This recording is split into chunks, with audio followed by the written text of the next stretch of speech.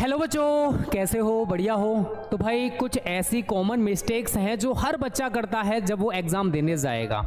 अब वो ऐसी कौन सी मिस्टेक्स हैं? अगर आप ये नहीं करते हो तो आप भी 2024 में 95 ला सकते हो। तो ऐसी कौन कौन सी कमियां हैं जो आप दूर कर लोगे तो भाई आप भी एग्जाम में अच्छा स्कोर करने वाले हो। तो वीडियो को लास्ट तक देखना, बिल्कुल भी स्किप मत करना। चैनल पर नए हो चैनल को सब्सक्राइब कर लो, लाइक कर दो अभी से। वीडियो इंटरेस्टेड होने वाला है, लास्ट तक देखोगे अच्छा लगेगा भाई आप सभी को, ठीक है। तो ऐसी कौन सी गलतियां हैं जो आप एग्जाम की तैयारी कर रहे हो उसमें आप जरूर करते हो भाई। ये 5 मोस्ट कॉमन मिस्टेक्स हैं जो हर बच्चा करता है जब वो एग्जाम की तैयारी करने बैठता है भाई, ठीक है। अब वो कौन सी मिस्टेक्स है ये मैं आपको बताने वाला हूँ। प्यारा थॉट लगा मुझे। सोच हमेशा ऐसी रखो, जो मुझे आता है उसे मैं कर लूंगा, जो मुझे आता है उसे मैं कर लूंगा, और जो मुझे नहीं आता उसे मैं सीख लूंगा, जो मुझे नहीं आता उसे मैं सीख लूंगा। आप स्टडी के साथ ऐसा कर रहे हो क्या? जो नहीं आता है क्या उसे सीखने का प्रयास कर रहे हो? नहीं, अरे पढ़ लेंगे यार, अभी तो बहुत टाइम बचा हुआ, अरे मैं पेपर से एक दिन पहले पढ़ लूंगा ना तो मैं अच्छा स्कोर कर देता हूं। बेटा वो होता था, ये बोर्ड एग्जाम है, 12th है, 10th नहीं है, 11th नहीं है, कैसे ही लिख के आ जाओगे पास हो जाओगे। और यूपी में किसकी सरकार वाह? योगी की, जानते हो ना। तो ऐसी पास नहीं होने वाले हो। अगर आपको लग रहा है कि ऐसी पास हो जाएंगे, हम तो तीर में तुक्का लगा देंगे, हमारा अच्छा स्कोर हो जाएगा, वो जमाने गए। याद रखना बेटा, अभी भी टाइम है, सोए हुए हो उठ जाओ, पढ़ना स्टार्ट कर दो। बिना पढ़े कुछ नहीं होने वाला मेरे दोस्त। ना आपका कोई टीचर आपको पढ़ाने जाएगा भाई, ना कॉपी वो लिख के आएगा, ना आपका कोई दोस्त वहां पर आपका साथ देगा, यहां तक कि वो आपकी तरफ नजर झुका कर भी नहीं देखेगा, घुमा कर भी नहीं देखेगा, आपको सीधा देखेगा, अपना पेपर करेगा, आपको बिल्कुल नहीं बताएगा। इस गलत फहमी में भी मत रहना भाई कि मेरा दोस्त मुझे बता देगा। ओके, चलिए देखो, सबसे बड़ी गलती आप यही कर रहे हो बेटा, सोचना अभी बहुत टाइम है। आपको ऐसा लग रहा है कि अभी मेरे पास 3 महीने 90 डेज बहुत ज्यादा समय है। मैं तो वो स्टूडेंट हूं कि अगर मैं 1 महीना सही तरह पढ़ लूं, 15 दिन सही तरह पढ़ लूं तो मैं अच्छा स्कोर कर जाऊंगा। बेटा ये सबसे बड़ी गलतफहमी आप पाले हुए हो। ये समय कब गुजर जाएगा आपको खुद से नहीं पता चलेगा। बेटा नवंबर में घुन लग चुका है, मतलब 2-3 दिन जा चुके हैं, और ये कब समय बीत जाएगा आपको खुद से नहीं पता चलेगा। दिसंबर आएगा, ठंडी ठंडी ठंडी ठंडी, ये किया करो घर वालों से। जनवरी आएगा, प्रैक्टिकल्स में चला जाएगा, फेब में बेटा एग्जाम है, कब पढ़ोगे फिर?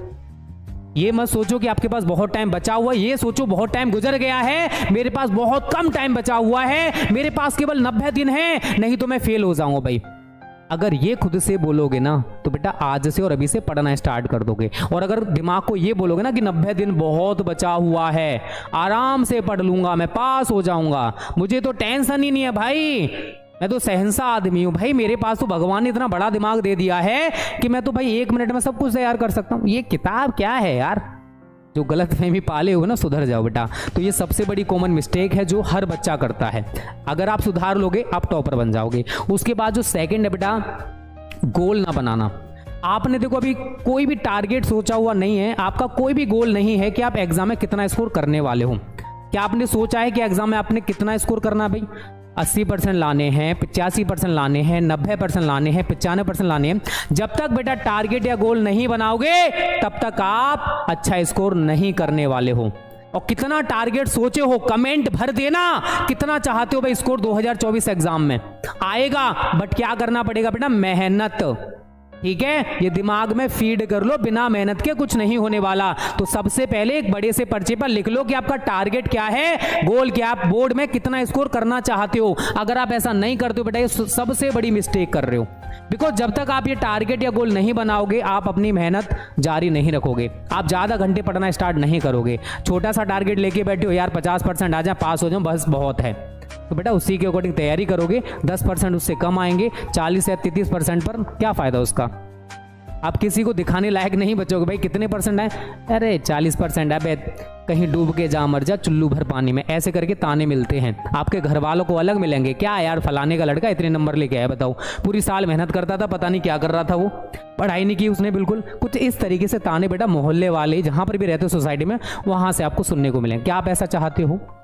नहीं ना, फिर भी पढ़ना नहीं स्टार्ट करो बेटा, कर दो, कर दोगे ना आज से? प्रॉमिस बोल दो, यस सर करेंगे भाई, बोल देना, ठीक है भाई। उसके बाद जो तीसरा कॉमन मिस्टेक है बेटा, एग्जाम पैटर्न ना समझना। बहुत सारे बच्चे ऐसे होते हैं जिनको ये नहीं पता कि भाई एग्जाम में क्या आने वाला है, फिजिक्स के पेपर में कितने नंबर के ऑब्जेक्टिव आएंगे, कितने नंबर के लॉन्ग क्वेश्चंस आएंगे, कितने नंबर के न्यूमेरिकल्स आएंगे। भाई जब आपको एग्जाम का पैटर्न नहीं पता, पेपर का पैटर्न नहीं पता, तो आप क्या तैयारी करोगे? फिजिक्स में आप फिर तो ऑब्जेक्टिव पढ़ने से लग जाओगे भाई, जो कि बहुत कम नंबर के आते हैं। आप लॉन्ग क्वेश्चन या डेरिवेशंस पर फोकस करोगे नहीं भाई, क्योंकि आपको तो ये लगता है डेरिवेशंस आते ही नहीं है। तो बेटा सबसे पहले एग्जाम पैटर्न क्या रहेगा और पेपर पैटर्न क्या रहेगा, इसको समझना जरूरी है, ठीक है। फिजिक्स का पेपर देखो, उसमें कितने नंबर के ऑब्जेक्टिव आ रहे हैं, कैसे कैसे क्या क्या होने वाला है। अगर आपको पेपर का पैटर्न नहीं पता है तो फिर बेटा बेकार है, आप उसके अकॉर्डिंग तैयारी नहीं करोगे, आप अपने अकॉर्डिंग तैयारी करोगे। तो सबसे पहले पेपर का पैटर्न और एग्जाम का पैटर्न आपको पता होना चाहिए भाई, कि किस तरीके से पेपर आएगा और किस तरीके से हमें आंसर्स करने हैं, कितने नंबर के ऑब्जेक्टिव होंगे, कितने नंबर के शॉर्ट होंगे, कितने नंबर के वेरी शॉर्ट होंगे। ये सारी चीजें आपको पता होनी चाहिए, ठीक है भाई। ये चीज बेटा पता कर लो जल्दी से, ये बहुत बड़ी मिस्टेक है, ये मैं समझना बहुत एक छोटी मिस्टेक है। सेल्फ एनालिसिस ना करना, या फिर मैं कह सकता हूं सेल्फ स्टडी ना करना। बहुत सारे बच्चे ऐसे होते हैं भाई जो 3 से 4 कोचिंग, 5 कोचिंग, ऑफलाइन कोचिंग लगाए हुए हैं भाई। कोई गर्लफ्रेंड के चक्कर में कोचिंग के चक्कर लगा रहा भाई, कोई बॉयफ्रेंड के चक्कर में कोचिंग के चक्कर लगा रहा है, कोई किसी के चक्कर में लगा रहा भाई। ऑफलाइन कोचिंग बेटा मैं ये नहीं कहता बेकार है, अगर वहां पर जाकर कुछ मिल रहा है और उससे आप घर आकर दोहरा रहे हो, रिवाइज कर रहे हो, रिवीजन कर रहे हो, तो भाई बहुत अच्छी बात है। आपके टीचर ने आपको कोचिंग में पढ़ा दिया, उसके बाद आपने घर पर आकर उसको बिल्कुल नहीं देखा, तो फिर आपका कोचिंग पढ़ना व्यर्थ है यार। फिर क्यों पढ़ रहे हो, क्यों घर वालों का पैसा बर्बाद कर रहे हो? बेटा बहुत मेहनत से वो पैसा कमाते हैं। कभी अपने पापा से पूछना कि वो पैसे का अरेंज कैसे करते हैं, कहाँ से वो 300 400 500 रुपये आपके लिए लाते हैं ट्यूशन के लिए। एक दिन खुद जब कमाओगे ना, तब आपको एहसास होगा कि पापा मम्मी हमारे लिए कितना सेक्रीफाइस करते हैं, ठीक है भाई। अभी आप कमा नहीं रहे हो, केवल आप खर्च कर रहे हो, तो आपको नहीं पता कि पैसा कैसे कमाया जाता है। जब खुद से कमाओगे ना, तभी आपको इंपॉर्टेंस पता होगा पैसे का। बहुत मेहनत से कमाया जाता है मेरे दोस्त, मैं कमा रहा हूँ, मुझे पता है कि मेरे को कैसे कमाना पड़ता है, ओके। तो भाई ये जरूरी है घर पर आकर सेल्फ एनालिसिस या फिर सेल्फ स्टडी। जैसा मैं आपसे बार बार बोलता हूँ बेटा 6 से 8 घंटे अब आप सेल्फ स्टडी करना स्टार्ट कर दो, खुद से पढ़ना स्टार्ट कर दो। सभी सब्जेक्ट का एक प्यारा सा टाइम टेबल बना लो भाई। आपको हिंदी को 1 घंटा पढ़ना है, इंग्लिश को 1.5 घंटा पढ़ना है, फिजिक्स के लिए 2 से 2.5 घंटा, केमिस्ट्री के लिए 2 से 2.5 घंटा, कुछ इस हिसाब से टाइम टेबल बनाओ सूटेबल, बढ़िया सा सेल्फ स्टडी वाला, जो आपको घर पर खुद से बैठकर करना है। जो आपके ऑनलाइन टीचर ने पढ़ा दिया या ऑफलाइन टीचर ने पढ़ा दिया, वो आपको बेटा घर पर बैठकर उसको रिवाइज करना, उसको तैयार करना है। क्योंकि जब तक आप सेल्फ स्टडी नहीं करोगे बेटा, कोचिंग पढ़ना आपका बेकार है, उसका कोई बेनिफिट आपको देखने को नहीं मिलेगा। इस चीज को भी याद रखना, तो ये जरूरी है, बहुत इंपॉर्टेंट चीज है बेटा। सेल्फ स्टडी करो, सेल्फ एनालिसिस करो, जो भी आपके टीचर ने पढ़ा है उसको घर पर आकर पढ़ो। इससे आपको बहुत ज्यादा हेल्प मिलेगा और आपको पता चलेगा कि मैंने क्या बात आपको बताई थी भाई। सिलेबस ना देखना, आप में से जितने बच्चे वीडियो देख रहे हैं, लगभग 60 to 70% ऐसे भी बच्चे होंगे जिनको अभी तक अपना सिलेबस नहीं पता होगा कि भाई फिजिक्स में कितना पढ़ना है, केमिस्ट्री में कितना पढ़ना है, हिंदी में कितना सिलेबस है, और मैथमेटिक्स में कितना सिलेबस है। तो बेटा अगर आपको सिलेबस नहीं पता है एनसीईआरटी का, smart study classes pro app play store से डाउनलोड कर लीजिए। वहां पर सिलेबस वाले सेक्शन में आपको कंप्लीट सिलेबस मिल जाएगा, जो कि फ्री ऑफ कॉस्ट है।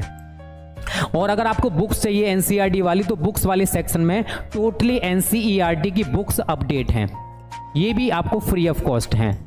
अगर आप स्कॉलरशिप टेस्ट देना चाहते हो भाई, ये भी फ्री ऑफ कॉस्ट हैं। तो ये मत सोचो बेटा स्मार्ट स्टडी क्लासेस प्रो में सारी चीजें पेड हैं, बहुत सारी चीजें फ्री हैं। पेड क्या है बेटा? तांडव बैच, जो कि हमने नवंबर में स्टार्ट किया है उन बच्चों के लिए जो बिल्कुल भी नहीं पढ़े हैं। इस नंबर पर बेटा जल्दी से कॉन्टैक्ट कर लो, 9058704381। तो पहली गलती और सबसे बड़ी गलती आप सुधार लोगे, क्योंकि आपके लिए वरदान साबित होगा भाई ये तांडव बैच। मैं इतना प्रॉमिस आपसे कर सकता हूं, क्योंकि वो कंटेंट बेटा यहां पर देने की कोशिश की जा रही है जो आपको और कहीं पर नहीं मिलेगा। 3 मंथ का मैं प्लानिंग भी आपको बता चुका हूं, सभी टीचर्स आपको किस तरीके से तैयारी कराने वाले हैं। अगर आप बिल्कुल नहीं पढ़े हो, या फिर रिवीजन करना चाहते हो, या प्रीवियस पेपर हमारे साथ करना चाहते हो, या इंपॉर्टेंट क्वेश्चन करना चाहते हो, या शॉर्ट टाइप से चैप्टर वाइज पढ़ना चाहते हो, सब कुछ आपको तांडव बैच में मिलेगा। तो जो बच्चे ज्वाइन नहीं किए हैं जल्दी से इस नंबर पर कांटेक्ट कर लेना। तो बेटा कुछ कॉमन मिस्टेक्स थी जो आप ज़्यादातर एग्जाम में करते हो, तो अगर आप ये सुधार लेते हो तो आप भी बोर्ड एग्जाम में जितना चाहते हो उतना स्कोर कर सकते हो। तो प्यारा सा वीडियो बेटा यहीं पर खत्म करेंगे। वीडियो कैसा लगा कमेंट करके बताना, और आपने बोर्ड एग्जाम में कितना स्कोर सोच रखा भाई, गोल बना लेना, टारगेट बना लेना, और कितना टारगेट बनाए हो मुझे कमेंट करके बता देना। ठीक है बच्चा बाड़ी, चलिए टाटा बाय बाय, टेक केयर।